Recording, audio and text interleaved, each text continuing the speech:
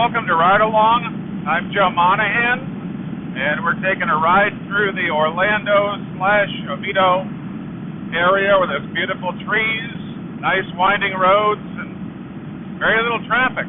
So, on this session, we're going to talk about immutability. Now, immutability is one of those interesting words where a lot of people use it, a lot of people discuss it, and a lot of people even sell into it. But if you ask them to define it, they'd have a hard time doing so. Now, easiest way to define immutability would be to say that it is read-only, but you cannot delete it, you cannot write to it, you cannot change it, you cannot remove it, or even move it, even with administrative privileges.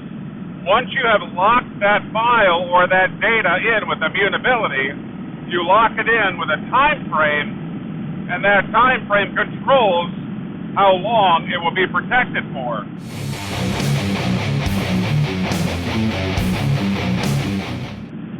Where the strength of immutability comes from is we have a 3-2-1 rule in this industry where we say 3 copies, 2 are backups, and 1 is off-site. And that off-site one, they always say, should have an air gap. The reason for the air gap is so no one can get to it, delete it, alter it.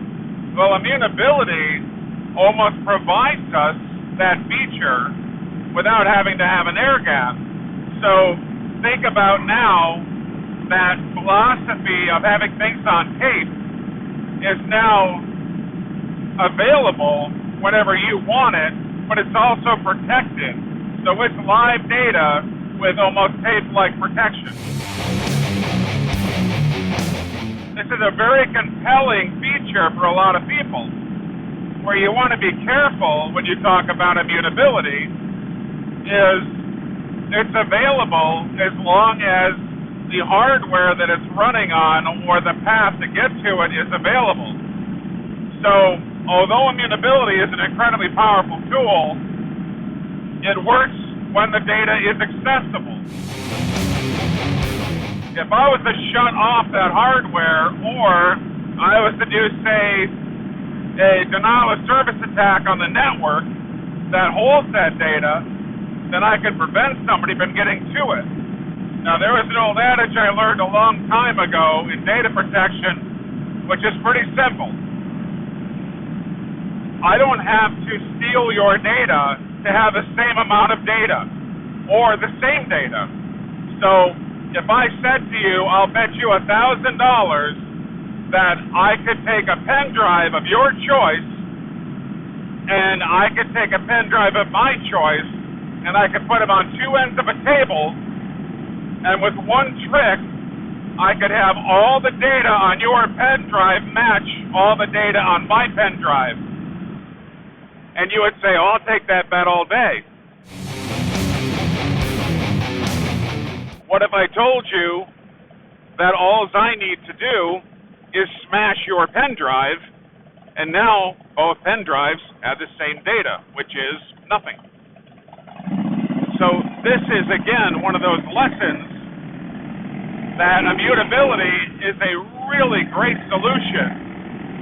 Just make sure that it's not the only solution for your secondary backups. You want to make sure that there are no errors.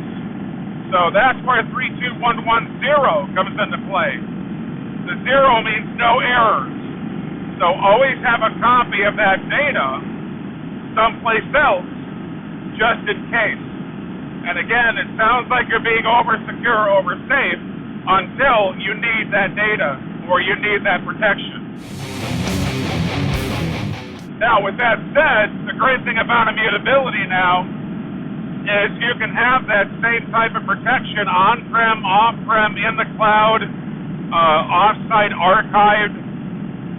It's an incredibly valuable tool to use in all of the different arsenal that you have to protect your data. So once again, when you think about immutability, it is a very valuable tool because, again, read-only. but protect it from every other way of trying to destroy, delete, change that data, or even corrupt it, or lock it up.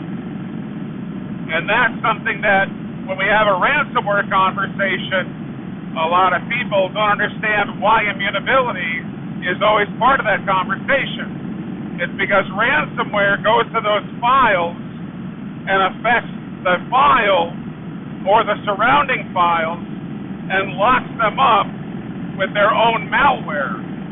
Well, if you don't allow them through immutability to lock those files, well, you're going to be protected. Now, does that protect your operating system? That, again, could be a whole other discussion. And I mean a really complicated discussion.